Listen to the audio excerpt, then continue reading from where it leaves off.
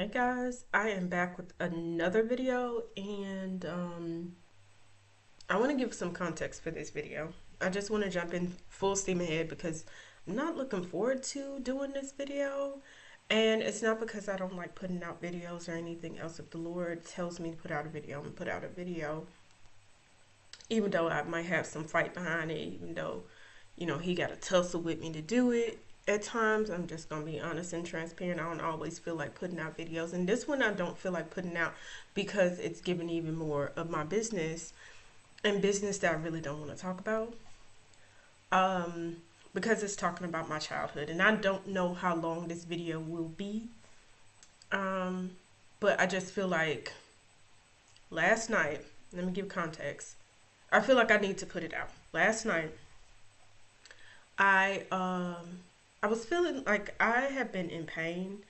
I have fibroids, and one thing about them is one really bad, and it's plenty of bad sort of like symptoms for fibroids, but like one is that you have these cramps. And these are the type of cramps. They're not regular like period cramps. They're the type of cramps that I don't know that radiate from one point to the next. So on my left side of my hip, they go like from my stomach on up or down to my leg.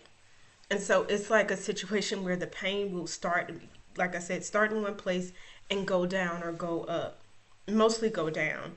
And I have been feeling this, like this pain in particular has been like the last several months, period off and everything else. Might be TMI, but I just want to say for the girlies who got fibroids, I got you. Like it's no joke. But it's just been like it started off initially really, really bad. And now it's a different type of bad. Like I've been praying to the Lord. I haven't been using like any pain medication, not because I don't think that pain medication is what the Lord is against, but I kind of feel like He's been just like telling me not to. But I have been like, it went from like this, like obvious, like sort of like, I don't know how to describe the pain, where it's like really, really painful, to it's like, it's not as painful. It's more like, I don't know. I don't know how to describe it. It's like when you first get a burn, and it's just like, you hit it.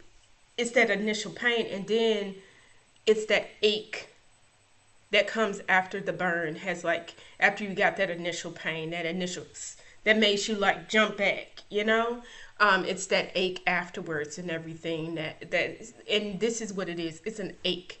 That's the type of pain that it is. And the ache honestly can be just as bad as the initial pain, because the initial pain lasts for a little while, right? You get burned, you jump back, it hurts, but then that ache after the burn, it's just like it's another level, and I just feel it in my butt, like I feel it in like the bone back there, whatever is in the back of my. I feel it right there, and it's just like I have just been like rocking and everything else. So I was doing that last night and everything, and I was and it makes it hard for me to go to sleep, and I watched a couple videos. The Lord put on my heart to watch some videos, some inspirational videos. And one of the videos is from a YouTuber. Her name is Faye in the City. Well, that's her main channel, but like the channel where she talks about her faith is called Just Faye and Faith or something like that. And she did a video where she was talking about her experiences with trauma. Um, and abuse and everything, and how the Lord delivered her from a certain perspective and anger towards him, and just like, why did this happen to me? And she went through a lot and everything else. And of course, this is not a criticism because I've had the same experiences as her. And so after I watched that video, it's like during the time that I was watching that video, the Lord put it on my heart to put out a video about my experiences with the abuse I experienced. So let's just dive into it. I ain't about to do anything extra than that. I grew up in Mississippi, and I was raised by my mother primarily for the first 10 years of my life. I was raised by my mother and my grandmother. My grandmother had a big influence on the first 10 years of my life because she was the only like loving parental figure that I had. I'm just going to be honest, my father abandoned me. He was never there. He was never financially, emotionally, mentally, in any way was he responsible for me and my sisters. I have one older sister and one younger sister. He was never there for us. And so I'm making being firm in stating that because a lot of times when the mother is the obvious abusive parent, which means that they're present and they're doing the bulk of the harm. When they're present and they're doing harm, it seems like okay, that's the parent. Let's down the mothers and especially like black mothers. Oh, let's talk dirty about them and everything else. They do this, that, and the third. We're not gonna ignore, at least not on this channel, I'm not going to ignore the faults of my father. He was not there. He was not there to protect me. He was not there to guide me. He was not there to give me a loving male presence. He, to me, is just as responsible for my upbringing as my mother was. My mother had me and my sisters in like quick succession. I think there's like almost like a year and 6 months between us, and we're all our father's children, right? They were high school sweethearts and everything. She was 19, like 21, 22, something like that, early 20s, late teens when she had us. And that was a lot of responsibility on her. And she made choices, and so did my father. And the first memory that I have of my mother and of our relationship is we're riding in a car, and I think I'm like 2, 3 years old or something like that, maybe even 4. And when I was younger, I was a very inquisitive child. I asked a lot of questions, and unfortunately, that got beaten out of me. I still have that inquisitiveness. But I don't like vocalize it as much because of that, because of my experiences with my mother. So we're riding around in a car. It's kind of riding dirty because it's like 3 kids and nobody has their like booster seat on and everything else. And I'm asking my mom questions. And she gets so irritated that she slightly turns around and she backslaps me. And then of course there's crying, there's tears, and then there's silence. And I learned from that to never ask questions again. That is my first memory. I in life. And you can just imagine how traumatic that is to have those types of experiences. And she was frequently physically abusive. Um, frequently, not only to me, to my sisters. I would, say that my older sister took the brunt of her evilness, of her mean spiritedness, of her nastiness. It was a very frightening time living with her. It was a very confusing time. But like I said, my grandmother, and I'm not saying that my grandmother is just like an angel and everything else, and that she never did anything. But one thing she did do was calm my mother down. I remember one case in particular, we were little kids. At this point in time, we were like 8, 7, 6 or something like that. And my mother, I guess she got her like income tax. Anybody know that? Know something about the income that refund that you get? She got it, and she was able to get some stuff. And I'm not exactly sure what she was gonna do with that stuff, but she bought a whole bunch of stuff. And we were little kids. She and my grandmother decided to go into a store, one last store, and we were outside with the packages. And she kept it with us, and we started playing. In particular, my like 2 sisters who had the packages, they started playing first, and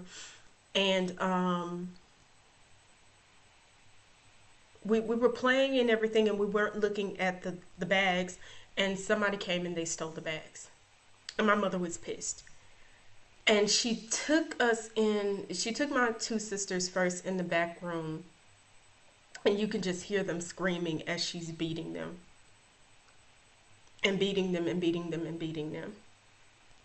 And then she called me into the back room. And details, honestly, is so long ago. All the details aren't correct, but I'm just giving you the gist. And she took me in the back, and then she started beating me too. And it went on and on and on and on to the point that my grandmother came in and she was like, "That's enough. Like, stop." I know some people might say, well, she should have like stopped it in the first place. We have to remember that a lot of us in the black community do agree with like corporal punishment, and not just the black community, Asian, Hispanic, white people. A lot of communities do have corporal punishment within the household and believe in physical discipline. And so my grandmother is from that sort of like mindset and everything. And but she stood in the gap for us. She was loving towards us. She was like my favorite person when I was younger. Before she died, unfortunately, right before I was about to turn 10. And that's when the tide turned for us and life became really, really bad. I would say this, and I would just want to give the positives in terms of like my mother. She was a very generous, like kind of like gift giver. And I know because I don't feel that giving gifts takes away from the pain that you're bringing into somebody's life or you're making someone endure, especially your child. But there were some good aspects of her, like we didn't have the best. We grew up in poverty, but she always tried to make Christmas or birthdays and stuff like that like grand occasions. And honestly, that may not be a positive attribute because I do have, and I know everybody is diagnosing, and everybody is like, an amateur counselor or psychiatrist, psychologist, or whatever. But my mother really did. I really do believe that she suffers from narcissism, narcissistic personality disorder, really and truly. And so the gifts were mainly, just like to make her look good. Oh, look what I gave my kids. And for a short time, she would also like make sure that we were dressed really well and everything for any occasion at school. The barrettes, the bows, the like different cute outfits and stuff like that. I remember one time she came to school and we're having a program and it wasn't that big of a deal. And she took us out of class to get put us on these outfits to like in celebration of the like program and everything. I recognize now she was doing it for recognition, and even one of my teachers was like, why did she put y'all on in a different outfit? Like, it's not that big of a deal. It's just like like a little program that we are having. I think it might have been for I'm not sure, it was too long ago. I was gonna say 4th of July, but we wouldn't have been at school. But it was something, and she put us on cute little outfits and stuff, and then it stopped. It stopped basically when we went into like when we got a little bit older. And honestly, that's typical with narcissists. When you're younger and you're more admiring of them, and when they can get more glory out of you, being the young doting child, then they'll like give you all these gifts and get all your toys, trinkets and stuff just to make themselves look good. But as we got older and started developing more, that stopped. And I'm just gonna be honest, you could tell by looking at me when I was younger that I was being neglected. Dirty, filthy clothes, and I'm ashamed to admit this, but honestly it's not my shame. You know? Dirty, filthy clothes, um, hair that was, I mean, she would like do our hair, trying to think, but it was like I'll do it like maybe at the start of the week, but I won't maintain. And so by the end of the week, you looking like a ragamuffin by the head. And of course, I don't know how to do hair. There's a reason why I have starter locks up in my head right now. I don't know nothing about doing no hair. And so I would look really rough as a young child. As a preteen going into my teen years, it took a long time to, and I am by no means a fashionista, but it took a long time to look decent because of depression, for the atmosphere in the home, And because I just and because like the I mean, that was pretty much it. Like depression, I don't know what else to say. It was just like I was a very depressed child. I was a very shut down child because of the situation we were going through. I was a very sensitive child, right? And a very like introverted child. And I felt like I couldn't be myself authentically. And I'm sure my sisters felt the same. But you know, to different degrees. We're different people. They were more outgoing than I was growing up. I was just very quiet. And it was easy to, I'm just gonna be honest, easy to punk me and mistreat me because that's what I thought I deserved. You know, growing up in a household, you never knew what would trigger my mom, what would make her go off. I remember one time the sink in our kitchen got clogged, and she was trying to figure out how to like fix it. And I was like, and I just like, as it just popped out, came out of my mouth, I was like, maybe you can do this. And I remember her just like going off on me and just like, you know, like talking down to me and basically calling me stupid, you know. And it's just like certain people have a way of calling you something without calling you, you know. Like, why are you giving me your advice? How do you know? How you educated on this? Like, you know what I'm saying? Just like making you feel like you can't say anything, making you feel like you don't have a voice, making you feel like so small, which is not the work of the Lord. It just, it was an oppressive environment. And the crazy part about it is, this is how I know that like it was like some narcissism going on in there. She created that environment where we couldn't say anything, we couldn't voice our opinions, where we couldn't even ask questions because it was a landmine field, right? You know, like you never know what you step on, what you say, what you do that's going to tick her off. And so as I got older, she would like play these mind games and say, oh, well, I'm not going to do XYZ because when I ask you to explain your position, you can't do it. And it's like you create an environment where I'm discouraged from voicing my opinions. I'm discouraged from having any opinions at all. You are you I was gonna say henpecked, but I know that's particularly for like romantic relationships and stuff, and that's not the exact word. You pick apart everything about me, everything about my sisters, and then you turn around and ask me to do something you never encouraged me to do in the first place, and you never helped me develop in the first place.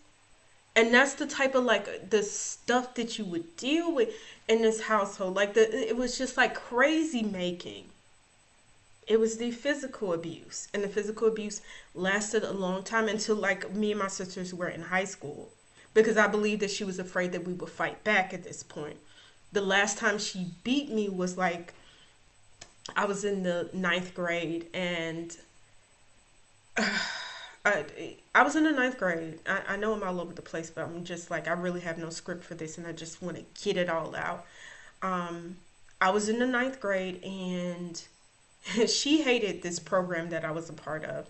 It was like a year round program, so they had after school activities and they would help us with homework. They had taekwondo, they had like different books that we would read and everything else and discuss like on Saturdays. And then during the summer we would like go away and with this group, and we'd go to either college campuses. I know for like 2 summers I went to Washington DC and everything, and we would like, you know, take classes and do all types of educational stuff, right?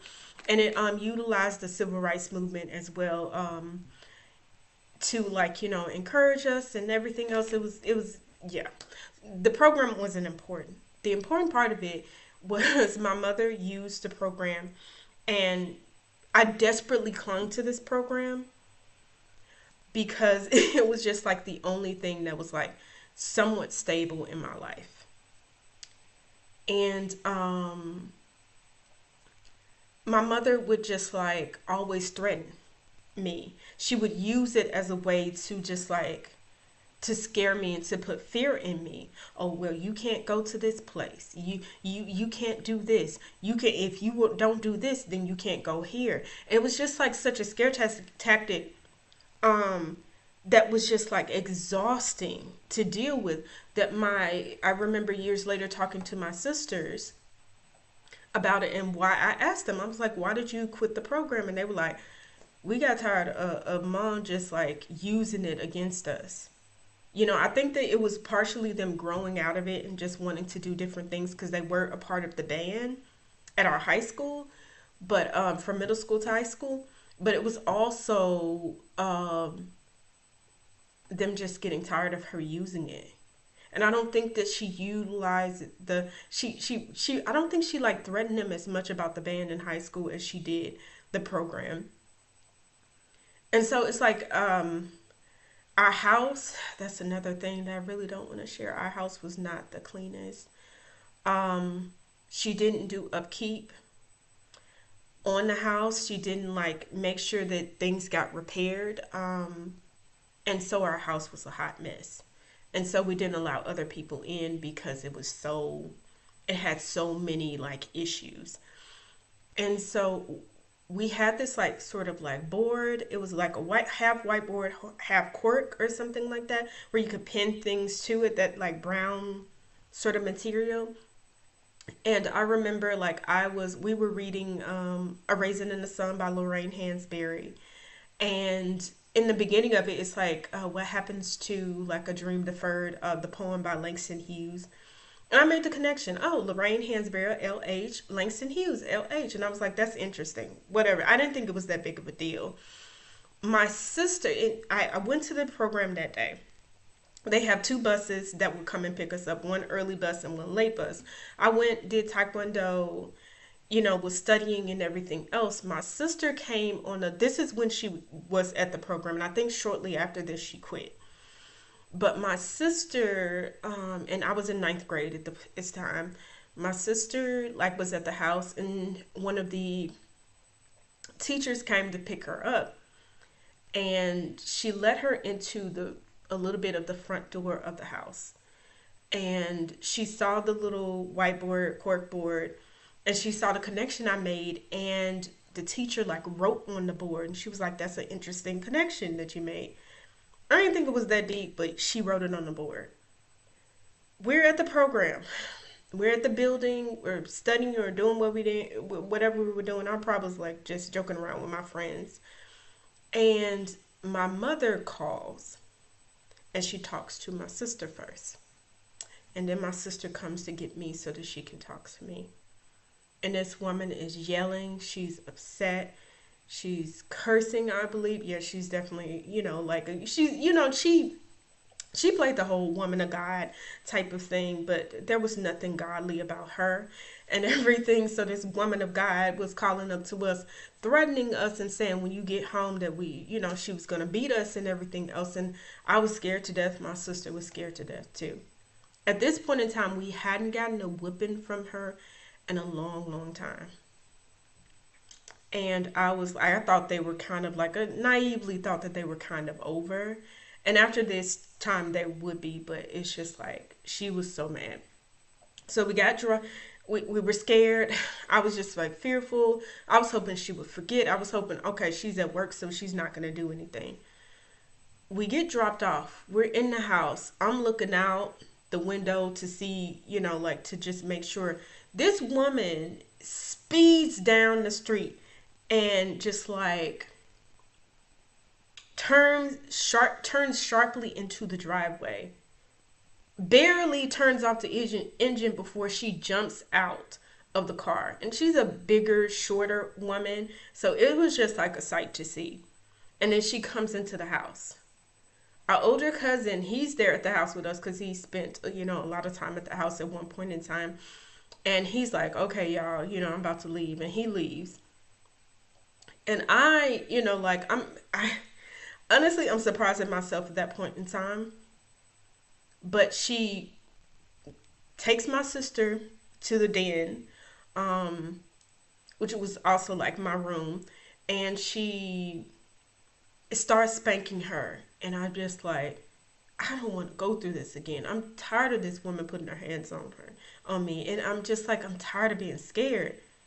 So when she calls for me, in fact, my older cousin didn't leave at this point. When she calls for me, I open that door and I run and I haul, you know what? And I'm running and I'm right next to like the elementary school, which is not too far. We live in a really small town at this point, not too far from my house, and I'm hiding like by the bushes in the gate, and I see her car, and she's driving through looking for me. And I'm thinking, what am I gonna do? Am I gonna hitchhike? Like, what? How am I going to get out of this situation?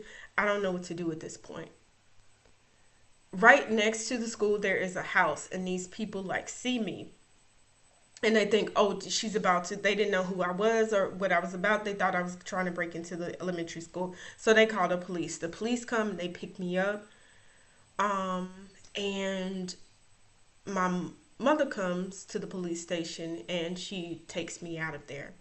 I'm honestly frightened. There's obviously a reason why I ran away from home. They've never seen me before. But the police and the rest of the staff don't ask any questions.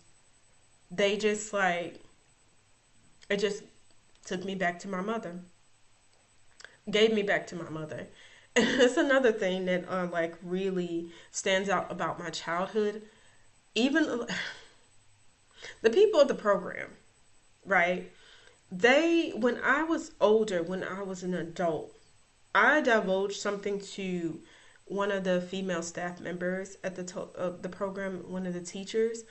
I I told her that about the abuse that I suffered at the hand of my mother, and I remember her telling me this. She told me, "Oh, we thought something was going on at home. We thought there was abuse going on at home. Did you know this heifer? Lord forgive me for calling her outside of her name. Did you know this woman in the time that I was in the program, and this was from 6th grade to 12th grade, never said anything, never inquired, never even like, even if you were like not going to like do anything to take me out of the household because you like, okay, it's better that she's like I don't want her to be in a position where she's being abused in sort of like foster care or anything else like that. Maybe I can give her books that talks about the situation. Maybe I can like, what can I do? Maybe I can talk. Maybe I can be a soft place for her to land. She didn't say anything, and the rest of the staff didn't say anything too. And along with the police and the teachers who would honestly sometimes I have bruises from the beatings and everything, nobody did anything. Nobody said anything. Nobody just like acknowledged anything. Like, and it was just like, it was like when you realize that you grew up and nobody really cared about you. Like, it's only the grace of God that you grew up and you still have your right mind. It's only the grace of God that your body was bruised, but your soul wasn't bruised to the point where, like you're soulless, where you have no conscience, where you have no, I ain't no perfect person, but that you still can feel empathy and sympathy for other people. It's nothing but the grace of God, because it wasn't people. Let's just be clear. So she takes me from the police station, takes me back home, and she beats me. She beats me with like a belt, and not, like the long part of the belt, but the belt buckle. She's like beating me, like what I'm saying, like this is 12 years a slave or something like that. And it and this is just a reminder of how people didn't care. Like, she hit me on this wrist, my right wrist, and it swole. It got really swollen. I was about to say swole up, but it got really swollen. It's not funny, but I'm just it got to laugh to keep from crying. It got really swollen, y'all. And I remember going to school, and the teacher did ask about me, and I'm obviously lied in my response, and he was just like, "Oh, okay." So it was just like a chaotic environment to grow in.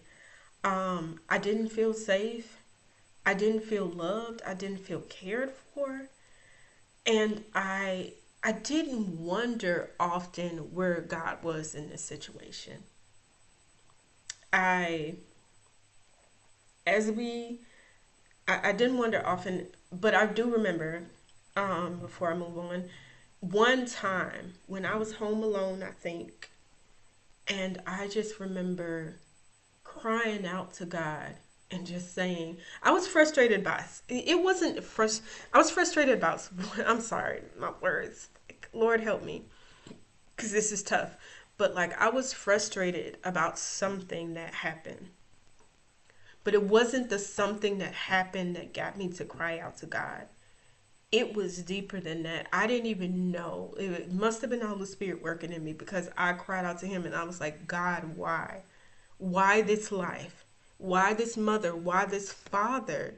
Like, why are we living in these circumstances? Why is it so terrible?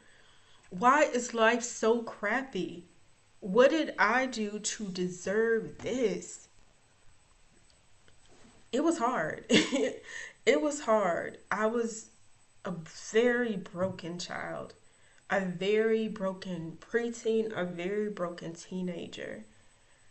Um, I'm still dealing with that brokenness today, because being in those circumstances, dealing with that, the constant abuse, the constant put downs, the like honestly that the physical abuse was just like rampant. It was just like any little thing would set her off. And so when I was a child, it was just like, and she would beat us with like hangers and just like, it kind of reminds me of that scene from, dang it, what was it? Mommy Dearest? A wire hanger? Like that was her. Just like it, volatile environment, unsafe environment. So I went inside my shell, and there would have be times when I acted out and everything, even acted out like within the program, acted out a lot actually, and it's just like I needed help and I needed support and I needed understanding of what I was going through because, and honestly, if it wasn't for the Lord, I honestly, I probably would be crazy by now. It was just that mind wrecking. But the Lord blessed me. I managed to graduate from high school with honors and to my surprise, with honors. I managed to, he blessed me to get into college. I did have to come back, and maybe I'm fast forwarding and do a lot of things. Let me not fast forward.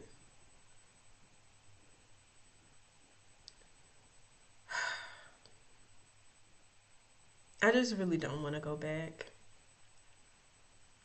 I really don't want to go back. And I know that, like,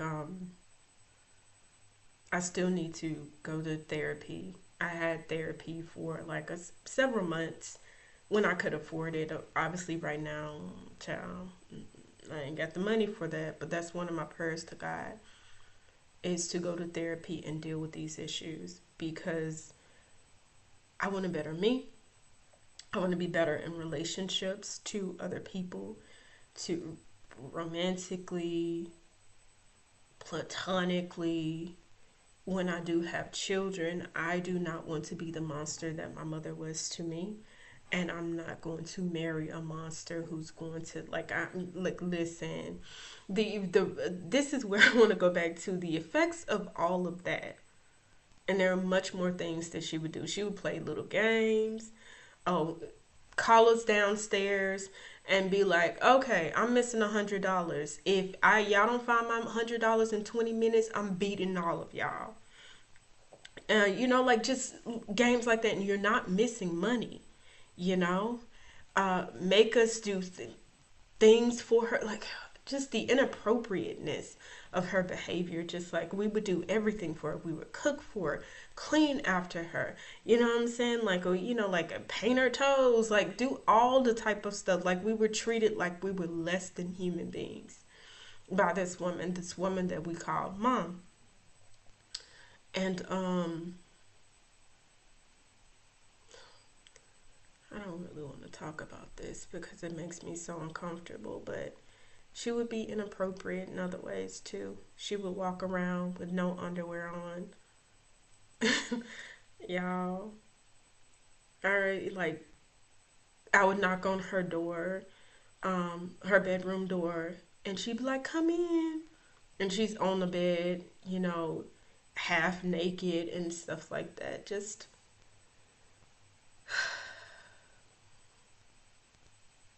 I remember like for the longest time, and I still to this day do this to a bit. I would be, whenever it's a car like situation, I'll put my headphones on and listen to music because she would wait till we're in the car. And what can you do in a car, in a moving vehicle, unless you're going to jump out and hurt yourself?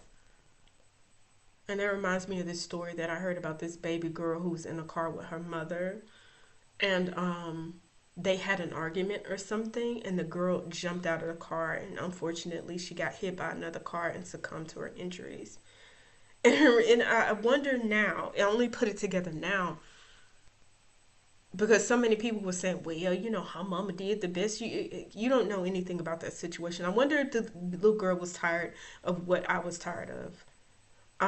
We would get in the car and everything would be all good. We're going to this place. We're going to that place. We get in the car and she would then all of a sudden latch onto one thing, one small thing, one thing she had been holding in and launch into this tirade, talking down to us. You know what I'm saying? Calling us stupid, calling us, like outside of our names, just like being mean spirited and nasty, making the car ride. Like sometimes she would do it strategically. And this is how evil this woman is. And she hasn't changed. I know she hasn't changed. I'm going to get to that too. This is how evil this woman is. She would sometimes, oh, y'all want to go get some ice cream? Okay, come on, y'all. We gonna get some ice cream. We gonna go to Baskin Robbins. We gonna okay. You're a kid, teenager, whatever. You want some ice cream, so you jump in the car. It's pleasant on the way there. You listen to some good music, and back in the day, we had some really good music. Child, the gospel was on point because that's all we listened to in the car with her. But I didn't mind because the gospel was on point back in the day. Gospel was on point back in the day. And honestly, that's probably that's definitely one of the things that kept me to some good gospel music. Maybe also going to church as well, like especially when I used to go with my grandmother. Yes, my heart. But it's like head on to Baskin Robbins, get some ice cream. Maybe stop at some other stores too. That's another thing that she would do too. We would stop at stores and she would spend like she would go out of her way to spend so much time in a place and maybe come back out of there with like two items. Ma'am, you spend an hour, maybe an hour 20 minutes, maybe a little bit less than that in that place and you come back with two items.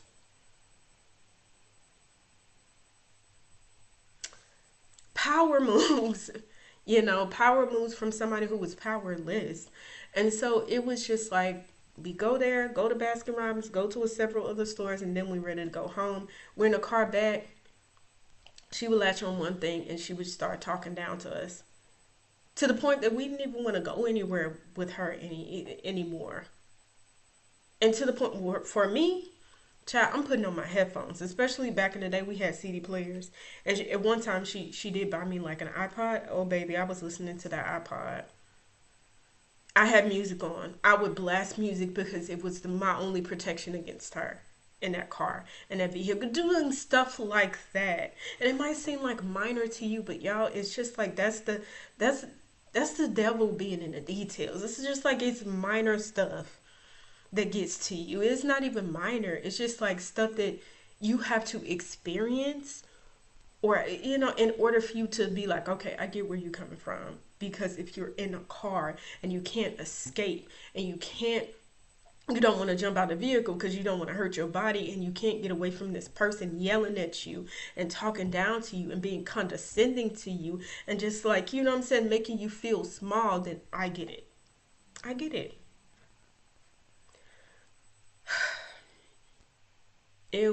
It was an exhausting experience. I I did graduate from high school, as I said before, with honors, surprisingly, as I said before. And I managed to get into college. And, she didn't have as much control and when I was in college because I was far away from her. But those things that she could control, she did. Um, she didn't really financially support me. She did give me her tax information in terms of like so that I can enroll every semester for the year rather. But sometimes she would just like wait to the last minute to fill out paperwork, the very last minute. Wait to the last minute to give me her tax information because had tax issues. She owed the IRS and everything. She would just like um, phone calls to her were very difficult because I'm not there with you, but I'm going to like make this phone call as difficult as possible. I'm going to hammer you with questions. I'm going to, it's just like it wasn't pleasant. So I didn't call her as much.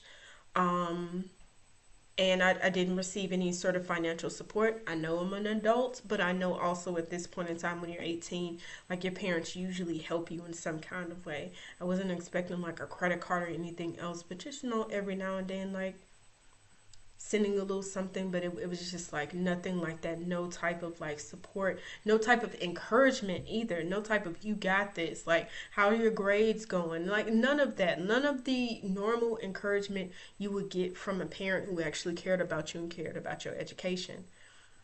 Um, but again, she showed up when I graduated and everything. Bought me a cute little outfit and stuff, and we were able to celebrate that, you know. And she told me for the first time, and it made me tear up a little bit because I realized it was the first time. She told me that she was proud of me. And that was actually the first time she's ever said that. The first time that I can remember. Um, I came home from school after graduation from college, and I came back to the house and I was kind of unmotivated, but I was able to she did motivate me to like get a job, and I was able to get two part-time jobs. And then I got into AmeriCorps in Triple C, did not like that, came home, got into another program that took me to Los Angeles. And after that 1 year in that program, I was able to get another job with AmeriCorps Vista, which was far superior to NCCC because you have to live with a whole bunch of people. And I got into AmeriCorps Vista, and I was able to get my own place and everything else. I got more independence as the years went by. I spent less time with her. Her influence loosened on me. And I remember the last phone call we had, the phone call we had that kind of like broke the chains between us to a degree, right? The emotional chains, no, but it just like it made me realize I don't need to have contact with this woman. We were having a conversation, and either she called me or I called her. I think she called me, and we were just talking, and she was bugging me about dating. Now at this point, I'm just gonna be honest. I have not dated, um, because I'm like 37 years old, and the reason why I haven't is because, to be honest, the trauma of what I grew up in, and I think subconsciously, I think two things, right? I think one, the Lord was protecting me because I wouldn't have dated the best men. and it would have been even more trauma for me, and it would have broken me even further, and maybe even been the straw that broke the camel's back, and I might have been in a loony bin. Not the loony bin, I might have been somebody's hospital, right?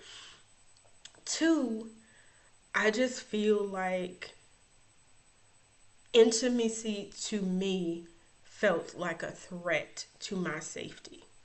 When you have the one of the primary caregivers for your life mistreat you the way that my mother mistreated me and my sisters, it makes you like, for me, for my personality type, for an introverted INFP type of person, it makes me withdraw into my shell. It makes me think that intimacy is a threat. So of course, romantic relationships, not that I was against them completely, I just wasn't actively looking for them, and I don't like, I'm not the type of person to be, now I am, to get away from circumstances, but I was just like, in general, not the type of person to be like out and about like that, like comfortable at home, comfortable reading my books, comfortable on the internet, comfortable watching YouTube, comfortable doing, going to work and coming home, right?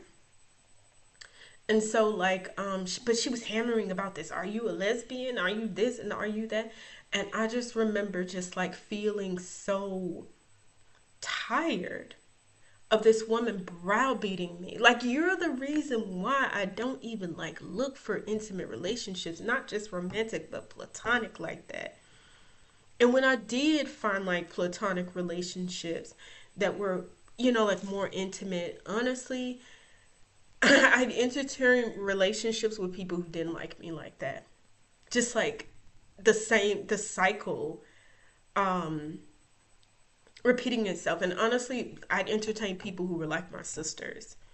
We're strange now, just a sidebar, and we're strange because honestly, with the chaos that we grew in, our personalities are just like not in vogue. And they really didn't like me growing up, just tolerated me. And so I ended up gravitating towards people who tolerated me too, which is why I don't like have any friends right now. Giving out all of my business. Okay, Lord, but like, I really don't have any friends right now because I don't trust people like that, and because I'm not going to just like settle for any old friend. Calling anybody friend, nah, that doesn't work for me anymore. Thank the Lord for that, because I've grown out of that situation, grown out of the need to call somebody friend who ain't really my friend. And we're at 47 minutes, but we're going to keep on going till the Holy Spirit says stop. But I'm not ashamed of those things. Like, I'm not ashamed of, like, okay, there is some shame, let me not lie. But ultimately, when I think about it, there's no shame in it. I'm, I was just trying, I'm like, just trying to survive. I'm just human. And a human who just like is just trying to freaking survive in this world and looking to thrive. And so it's just like, the way that I responded to the trauma and the abuse is the way that I responded to the trauma and the abuse. Doesn't mean I need to stay there, but it does mean that things that help me get over, that get through, as long as I'm not hurting anybody else,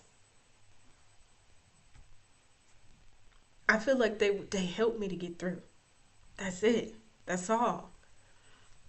Doesn't mean they need to be forever. Some things need to be cut off, and some things the Lord is working on me to, like, open me up and to make me more responsive and make me, you know, because I believe He will bless me with community, bless me with like marriage, bless me with kids, and those types of things. But there are things that need to come out first, or during, or something like that. I don't know what the Lord has planned. But what was I talking about in terms of my mother? We were having this conversation. I was on the bus. I was in Los Angeles. If anybody knows anything about Los Angeles, you know the Orange Line. I was on the Orange Line. I was headed back to my place, and she was just like hammering me about this. Are you a lesbian? Why aren't you dating? Why aren't you doing all of this? And I'm just like, I'm at this point in time, I'm 25 years old, maybe 26. I think I was 25. And I'm like, I don't have to deal with this. I'm grown. I'm an adult. This woman has no power over me. She doesn't pay my bills. I'm not bound to her. And I just stopped calling her. Stop picking up her phone calls. I just was done. I would talk to my sisters at this point in time, but I would not talk to her.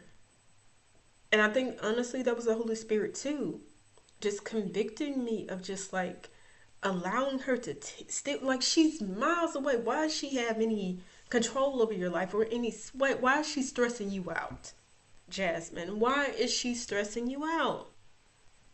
And so that was the end of that. The end to my relationship with my sisters, which is honestly more painful than the end to the relationship to my mother, because we confided in each other and we consoled each other when we were younger, but ultimately they did not like me, nor love me like I love them. And this is not to position myself as, oh, I was such an angel. No, I was not. I was not an angel, and I did things that I do regret in our relationship. And perhaps that is honestly, I wouldn't. Some of the things that I did, you know what I'm saying, put a like resentment towards me was necessary, like was totally understandable, but ultimately we could not get move past it and get past it and grow past it. And I wasn't the only person who did things. They did things too. And so the end of the relationship with my sisters came in this way. One of my sisters, my younger sister, was in AmeriCorps, and not AmeriCorps. She was with Teach. She was in Teach for America, and she was teaching in our home state of Mississippi. She did not like the program, and she didn't have transportation to get to the school she needed to. And her transportation, the person who was providing transportation, and she was paying the person, they were acting funny, so she quit the program. I was like, okay, look, you know what I'm saying? At this point in time, my roommate had gone and I was living by myself. Hey, I need somebody cover their half of the bills. Hey, if you know what I'm saying, can get a plane ticket, you got a place to stay. A place to stay. She came down, and for the first 2 months, it was cool. You know, I had to get used to living with somebody else after months of not living with anybody. But we was cool. We created a rhythm and everything else. Once she got a job, that's when the problem started. When we were younger, we would have little incidents where randomly we would be beefing. And it's just, I say randomly because it's just like, I don't understand why.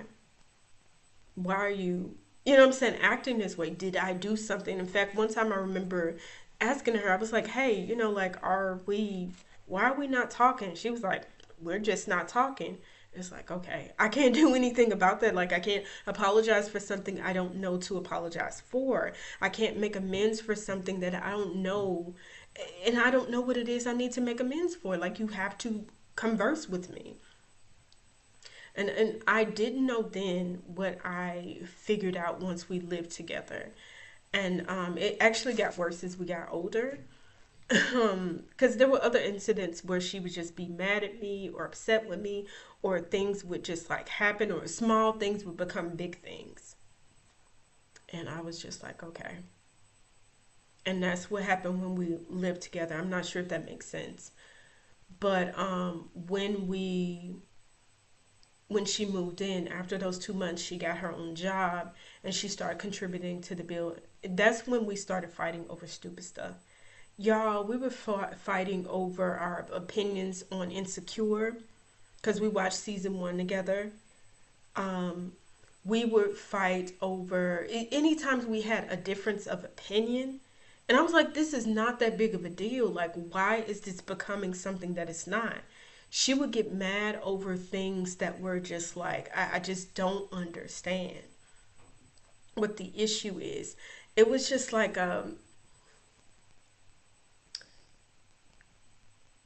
it was just like, have you ever had somebody in your life and you just did not have peace with that person?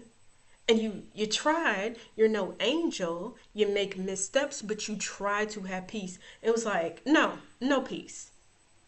No, no, no, no, no, we're not going to do that. And you were always the person who was apologizing. And this is, I'm not in exaggeration. I was always the person apologizing, always the person coming to her after an argument or an upset, always just extending myself, always trying, and it gets exhausting. Anybody who's been in that position knows that it gets exhausting when you continuously are the one who comes to somebody to resolve an issue. It's too much after a while. About a year after we moved together, moved in. She moved in with me. My other sister, she was living with our mother, and our mother, she was giving us, updating us, because at this point in time, she had my niece, and she was just like constantly coming to us and via phone and telling us like she did this, she did that, and just, like eventually she got tired. We gave her, initially, the first time she said she wanted to move to LA, I was like, okay, cool. We both purchased her a ticket. The second time I didn't have the funds for that, so my younger sister purchased my older sister a ticket for her and her baby, and she came via. Did she go via the? No, she came via plane, and she came and she stayed with us in the most chaotic 2 months of like goodness. My younger sister is chaos, but this woman is just like my older sister is just like I don't know what's more than chaos. My younger sister is confusion and just like unnecessary, but this was just like over the top, just like chaotic confusion, that type of thing. I'm not explaining it very well, but it's just like she didn't want to work. She didn't want to go to the welfare office to like get any food stamps or any assistance for her and her child. There was always an excuse for everything. She just wanted to sit on the couch and watch TV all day. And I was just like, okay, we can't have that because the rent wasn't that high. Honestly, and really and truly, the rent was like $1,000, and me and my younger sister could cover it easily. But I was like thinking to myself, you get a job, you're able to save so much money. You paid $333. She pays $330. I paid $333. Everybody saves. You know what I'm saying? And you're able to build up your savings, figure out what you want to do long term, provide and support your daughter, that type of thing. She didn't want to do any of that. We confronted her once about that situation, and she turned on the waterworks, and she used her daughter as a shield. She was like, if it wasn't for my daughter, then I wouldn't be here. Then I would have committed suicide and everything else. And at the time, I was like, a part of me in the back of my mind, I was like, this is game. This is complete and utter total game. But I was also kind of like, I'm not going to like sit up here and tell somebody what they are or are not like feeling. I'm just going to say, okay, you need to do better. You have to do better. You have to like make some progress. And let's just leave it alone for now and see what she does. But something happened. I was walking down the street, and let me just say this. Something happened, and it was just like a pile on in terms of like her behavior and how she wasn't doing anything. She was like she did something disrespectful to me. Um, and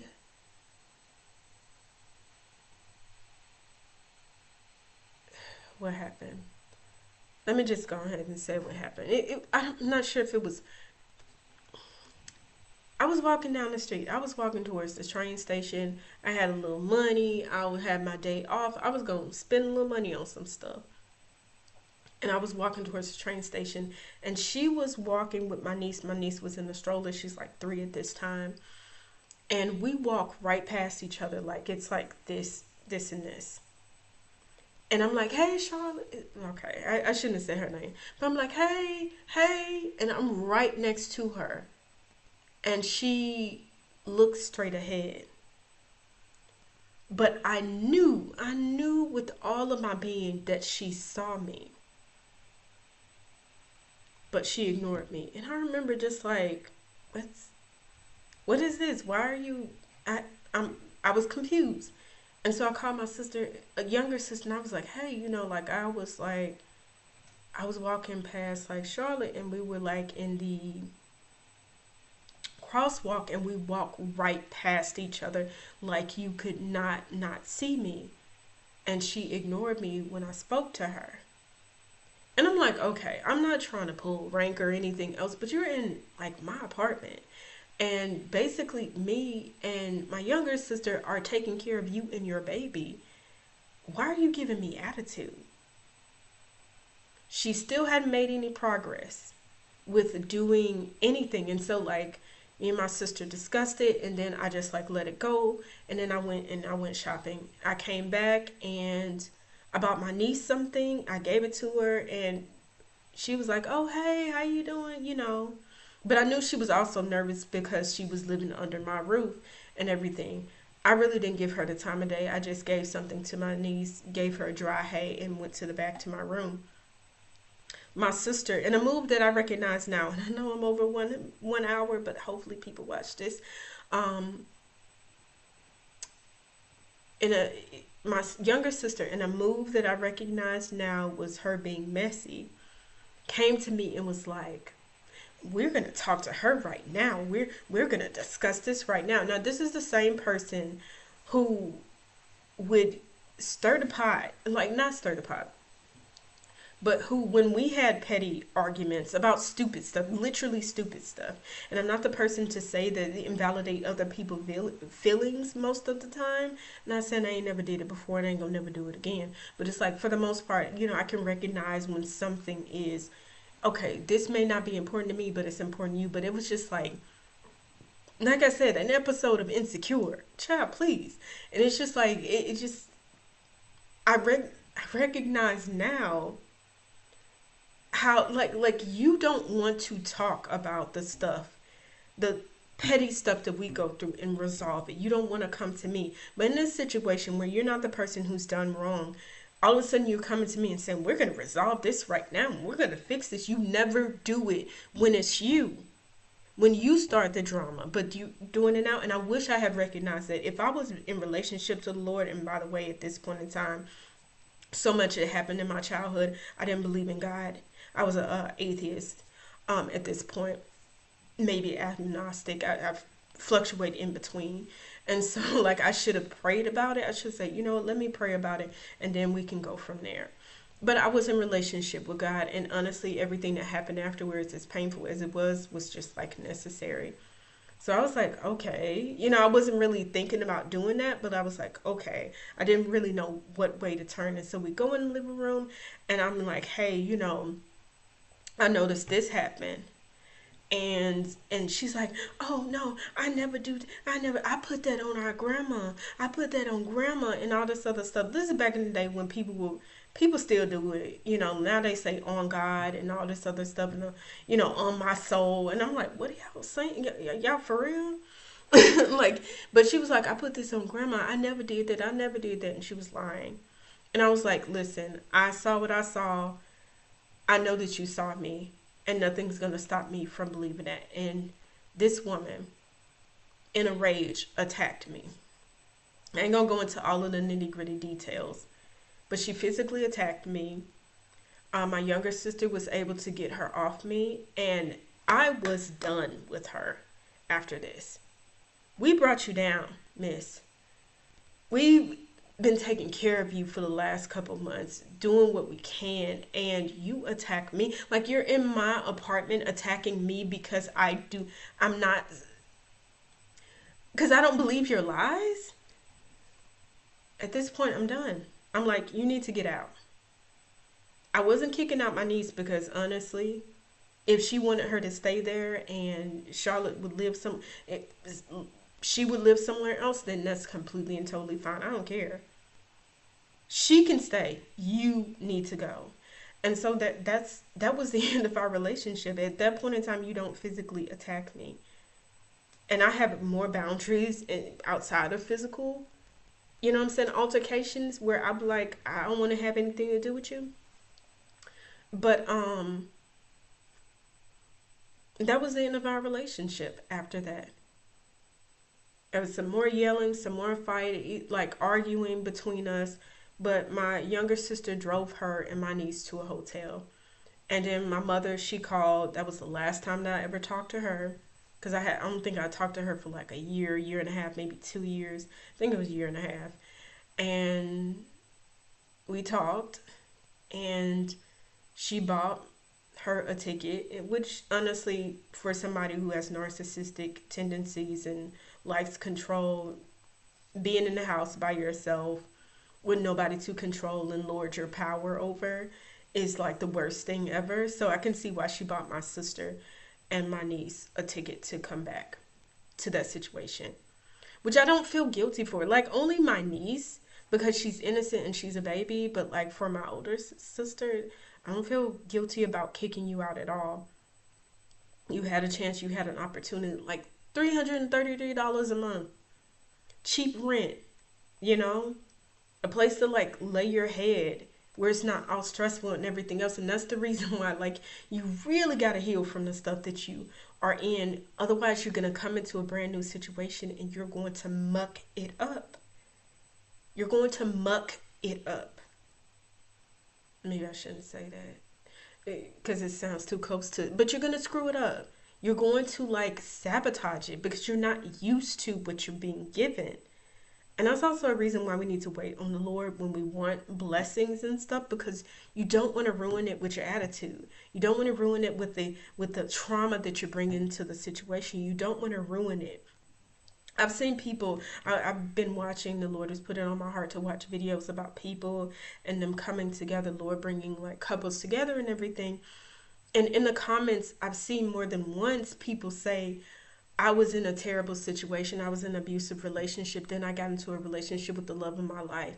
And I ruined it because I didn't deal with my trauma and my issues and my problems and everything.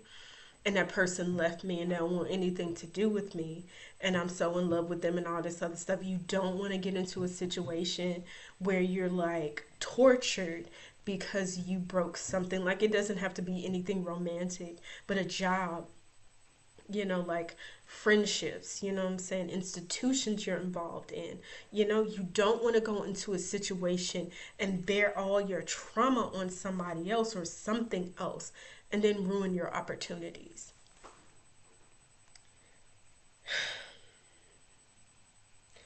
I would say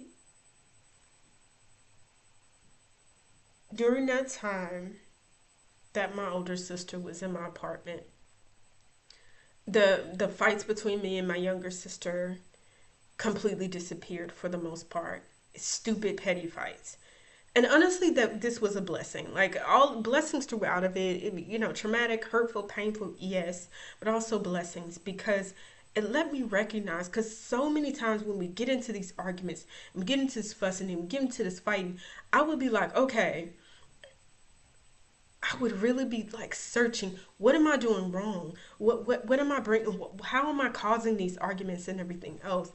It was that time period. It was only like 2 months that my older sister was there, and we barely had a fight, that I realized I wasn't causing this issue. And sometimes it's not you. Sometimes it really isn't you. Like, I mean, of course, watch how you respond to things and watch how you talk to people and watch how you treat them. But sometimes it takes something else coming into the situation, another person, another prospect, another whatever come into the situation to make you realize, hey, I am not causing this chaos and confusion.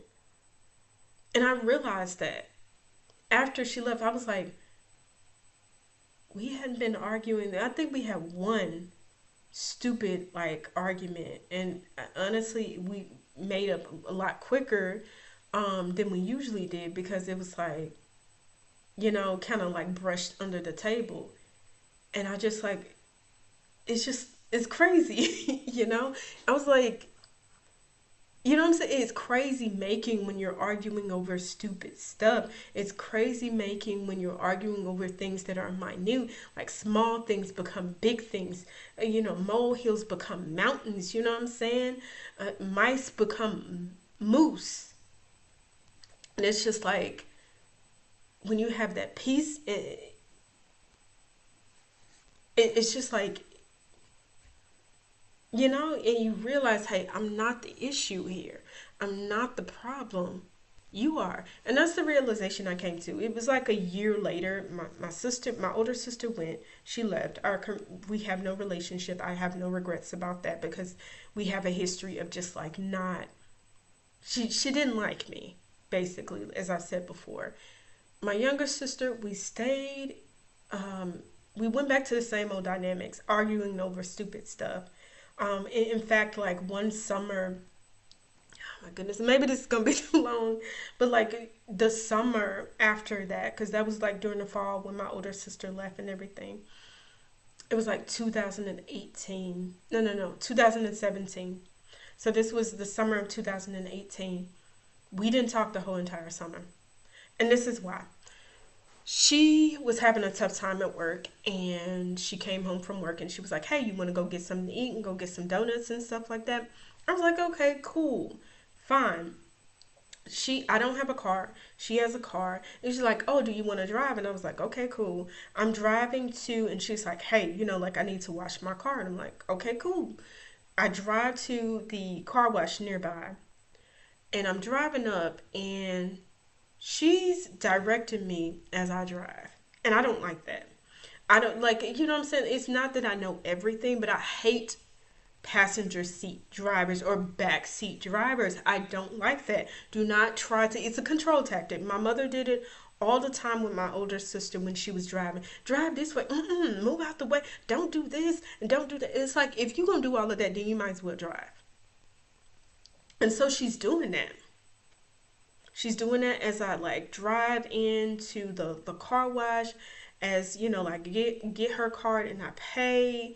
She's doing it as I like drive into the car wash area, as I drive out of it and everything else.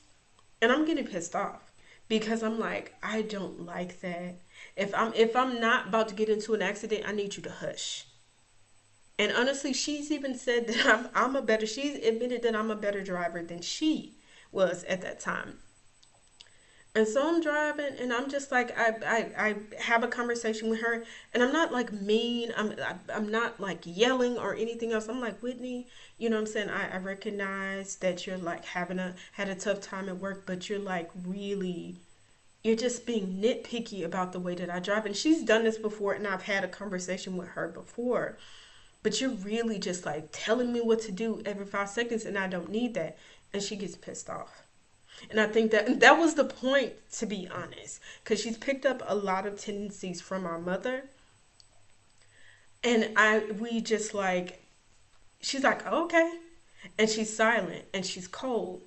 So I go to the Krispy Kreme place, I get me some donuts, and then I'm like, okay, I'm going to drive home because I don't want to be uncomfortable in your car because you're mad because I don't want you to control me. So I drive back home. She drives out and she gets her something else to eat, and we don't talk. And this time I'm like, I know I'm not wrong. It's your behavior. You're wrong. But I'm not trying to resolve the situation because I'm tired of doing that. And she's not trying to resolve it ever. And so we don't talk for like about 2 months, y'all. 2 freaking months until I come to her and I'm apologetic for what, I don't know. I'm just trying to keep the peace because it's eating me up. And we resolve everything. And so we keep on having these like upsets, these issues, and I keep on resolving it. And I'm getting tired of it. Fast forward to the following year, 2019, Liberation Day, Independence Day. It's like the 25th of, no, it's not the 25th. It is January 2019.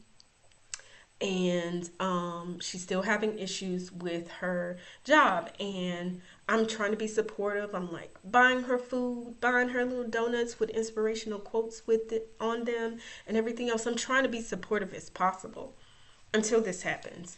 We're watching TV, and I used to be a huge stan of Forensic Files, and we're watching episode after episode after episode of Forensic Files, and she's like, Jasmine, I don't want to watch this, anymore. Let's watch something else. And she's like, change the channel to something. And I'm like, the remote is right by her. I'm on the floor laying down on my little pallet, and she's on the couch and on the I forgot what's that little thing that you a coffee table, which was two little small tables put together, is the remote. It's right next to her. It's closer to her than it is to me. I'm like, the remote is right there. And she like pushes the remote close to me. And I'm like, just, you know what I'm saying, change it to whatever you want. She was like, and she snaps at me. Now, at this point, I have been cooking for her. I've been buying her food, buying her donuts, inspiring her, talking to her on my day. Like, I've been doing everything to encourage her. Even trying to come up with ideas for her to leave this job and get into a better job. How about you save up some money? I can't really save up any money. Like every time I would come up with an idea, she would just shoot it down. And it's just like, it's exhausting. But you know, like she's my sister and I'm trying my best. So I end up like, what do I do? I, she ends up snapping on me because I don't want to change the channel for her. And she's like, this is not that big of a deal. It's just changing the channel. And I'm just looking at her like, what? And so to keep the peace, which something, you know, I've grown out of. I'm claiming that, like, for the most part, I've grown out of it. And you know, I changed the channel. But then I'm like, I don't want to be around you anymore. So I get up, I take up my little pallet, and I just, like, go to my room. And then shortly she goes to her room, too. And after that, the next day I go to her and I'm like, hey, you know, I don't like the way that you talk to me. She flips it around and says, oh, it's your fault. You should have said something. If you don't want me to ask you to change the channel, you should have said something. You usually do it. You know what I'm saying? Like, if in the future you need to tell me, and just flipping it around on me. And I don't like that. At this point in time, I had been in therapy for a couple of months, and I'm like trying to, like, it really helped me in terms of like growing me up and making me realize I'm nobody's punching bag.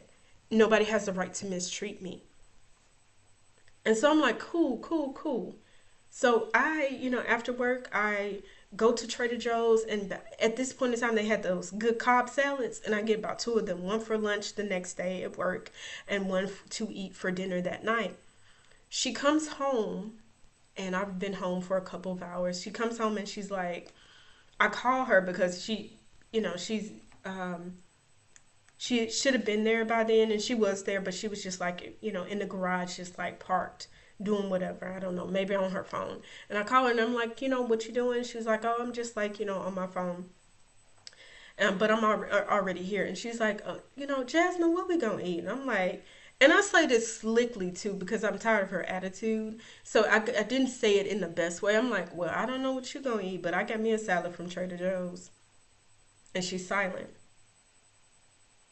Silent for so long that I'm like, hey, are you there? And she's like, yeah, I'm here.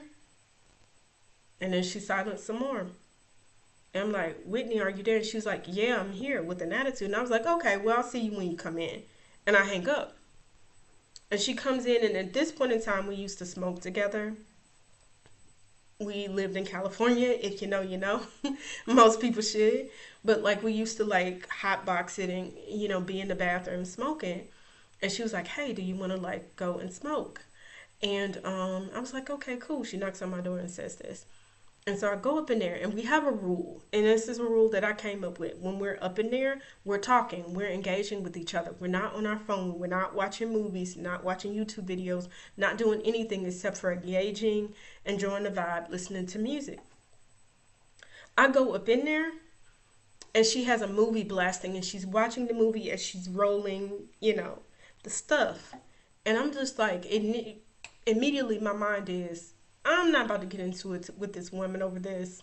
If she wants to watch a movie and smoke by herself, is in smoke, and I'm just gonna be in the corner, what, being ignored or something like that? Nope, I'm no deal, not dealing with that. And so I'm like, you know what? I'm gonna smoke tonight. I'm just gonna chill in my room. You have a good night. And I go in my room. The following day, I come home after work. And I say hello to her. She's at the stove cooking, and she ignores me. And I say, you know, I'm like, I say her name a couple more times. I'm like, hey. And she's like, you know, waves at me absently and then just like goes back to cooking. And I was like, okay. And she's not talking to me. And I'm like, okay, I know I didn't do anything wrong. I know that like her behavior, I haven't liked it, and I just decided from here on out, I'm not gonna take care of her anymore. And so I'm just like, I'm not doing it. And I remember she's not talking to me. Do I talk to my therapist about this? Maybe this was because we would talk every other week. So maybe this wasn't the week where we talked. And so after 7 days, I get tired of it. And I'm like, this doesn't make any sense. Like, you're not talking to me because what? Because I didn't want to smoke with you and because I didn't like buy you food? And so I go to her and I was like, hey, what's going on? You're not talking to me and everything else. And she's like, oh, I got a lot of stuff going on. I got a lot of stuff at work. And it just becomes very nasty in the way that she's talking to me and accusing me. You the one with the problem. You the one with the issue and everything else. And I was like, well, if you want to be left to yourself because you're stressed out about work, just tell me. Converse with me. Send me a text. Send me an email. You know what I'm saying? Carrier pigeon or something.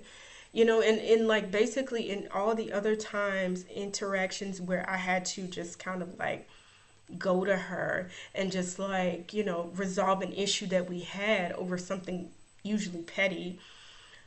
This was a little bit more serious, but it's just like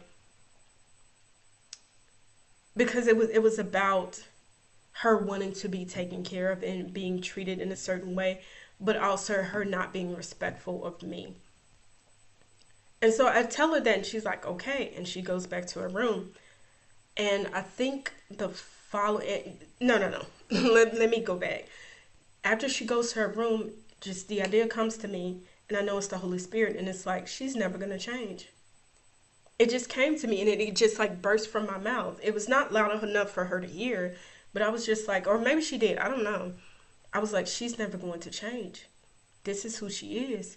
And I remember laughing, not because it was funny, but because it felt liberating to know that this is who she is, and I don't have to deal with this anymore.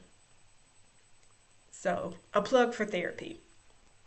Um, the following day, she texts me about some TV show that she's watching. Have you watched XYZ? I forgot the name of the TV show. And I don't respond. And for the first time, like we would have these little stupid petty arguments, and she would just like go into like silent treatment mode, and it stressed me out because if I care about you, then you being silent and you being, you know what I'm saying, and just like ignoring me and treating me like, to me it hurts, and it's just like I don't understand. Anybody who's experienced the silent treatment knows how bad it can be and how it can affect the psyche, and it really is mental abuse, emotional abuse. And so this time, us not talking, it doesn't bother me. I'm just like I'm like I know it was the Holy Spirit because I'm like strong in my resolve to just like I don't care anymore. Like, I care about you. I love you, but I don't care about your silence anymore because I know this is who you are. And who you are is not congruent with who I am and who I'm trying to be. I remember going and talking to my therapist about it, and she basically said, okay. Oh, so she acted like that because you're not taking care of her anymore. She put it into perspective and we talked on it. And she was like, maybe you should send her like a letter, write a letter to her, or something like. No, no, no. I'm going too fast. She just stated that, and I was like, okay, that makes sense. I'm not taking care of her, and that's the reason why she, like gave me the silent treatment and was upset with me. And I'm also not allowing her, and taking care of her also included not allowing her to treat me any kind of way. Fast forward several weeks. This is the first time she has contacted me. Well, no, the second time, and I'm not going to recount the first time because it's just going to make this video too much longer. It's already over an hour, so but I want it to be much longer than that. Fast forwarded maybe a month or so. She sends me a text message, a long text message saying that her 2019 was no, no, no. No, this is what happens. I am missing details. It's been so long since I thought about this, y'all. Forgive me. But like, after that, I'm like, realize I don't want to live with you anymore. She's not on my lease. I have, and this is regrettably, told her in the past when we had these little petty arguments and just the confusion and everything else. And that's also a reason why I know when to let go of a relationship when there is confusion. When there is a certain type of confusion, I don't know how to describe it, but like it's a confusion where it's like your behavior and the circumstances are not, they don't add up. The way that you're acting doesn't add up. The way that you're treating me does not add up. It is confusing, you know?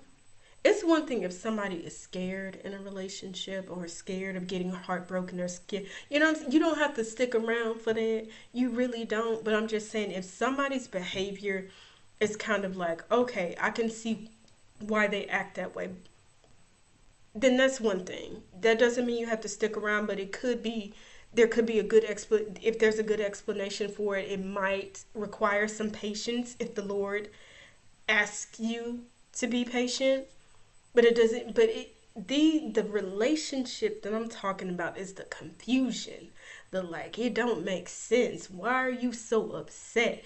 Like, you know what I'm saying? I'm not trying to like, like disregard your feelings, but the way that you're behaving and the circumstance that we're in does not make sense unless you're trying to get something out of it, unless you're trying to exert control with your behavior. And that's the confusion I mean. Confusion because this person is acting in a way that's incongruent with the circumstances and they're trying to exert control. Let me tell you, anytime you feel that confusion, and somebody knows exactly what I'm talking about. Some people know exactly what I'm talking about. That confusion. Anytime, like, run, hop, skip, jump, get on a plane, train, and an automobile, use a skateboard, use a scooter, electric, or if you're pushing it with your foot, if you need to walk, if you need to crawl, if you need somebody else to carry you, get out of that situation.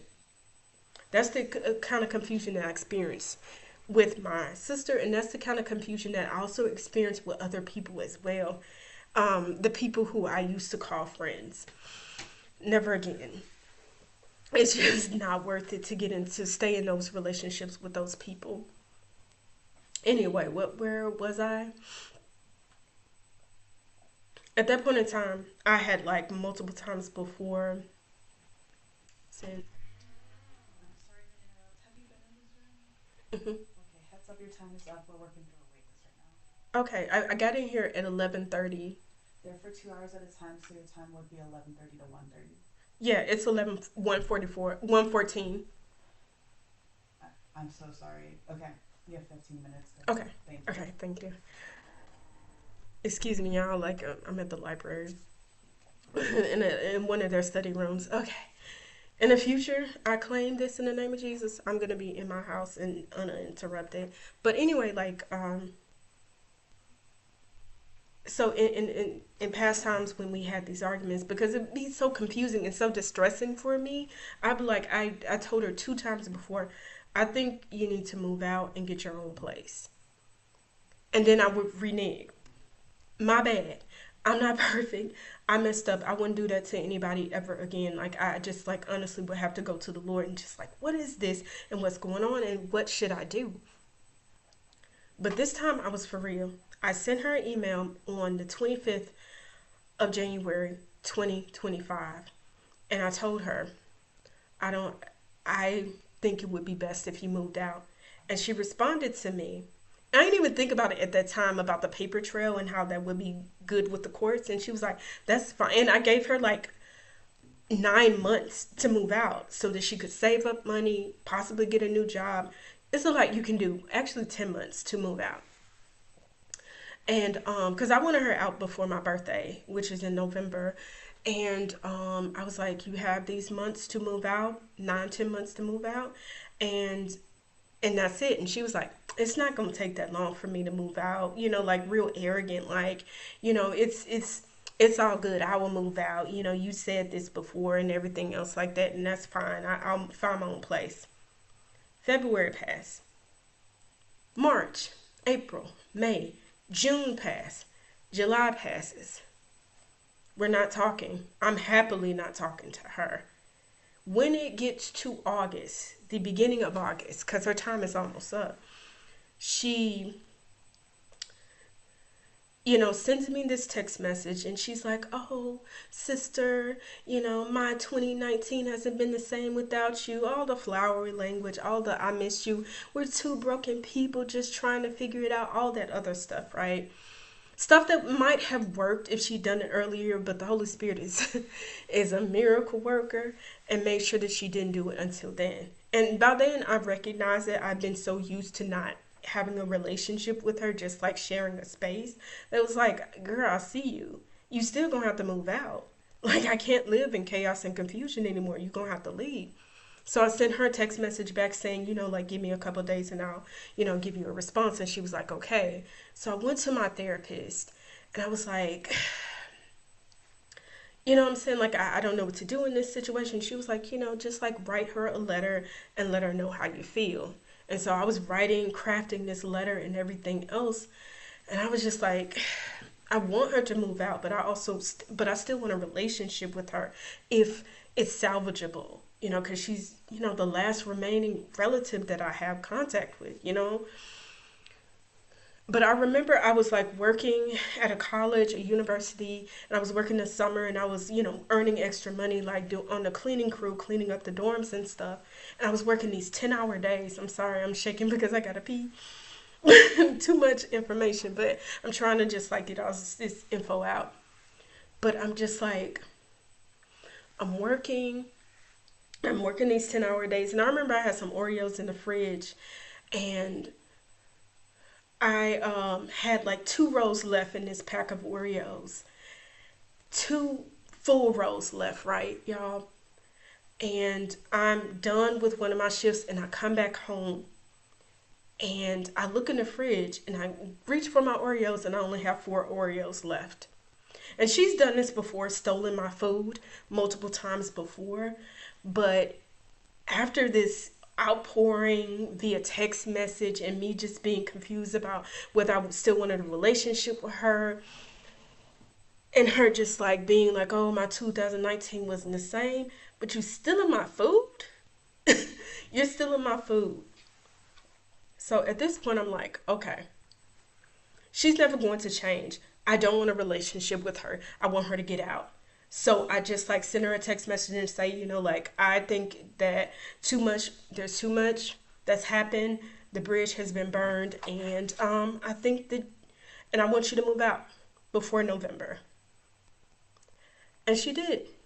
She moved out and we haven't had a relationship since.